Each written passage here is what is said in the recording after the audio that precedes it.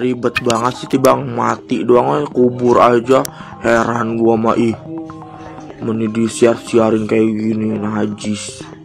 Gak udah dulu. Baru ketemu juga. Ribet berarti bang kubur doang aja udah. Syederalun, viral pria menghina Emeril Khan Mumtaz anak Ridwan Kamil dan menyinggung soal proses penguburannya.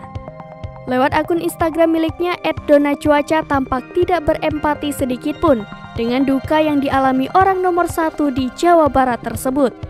Video tidak berempati yang diunggah Dona Cuaca di Instastory miliknya mengundang kecaman dari warganet. Bahkan, akibat Instastory itu, akun milik Dona Cuaca di-take down oleh Instagram.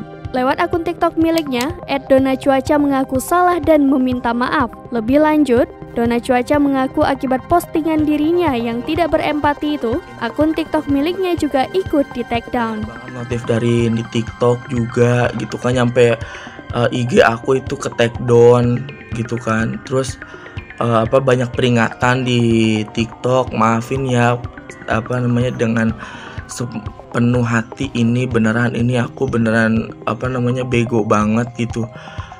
Malah aku bener-bener nggak tahu berita ini gitu kan. Jadi aku langsung posting gitu. Jadi perkataan aku tolong dimaafin ya teman-teman, semua netizen gitu.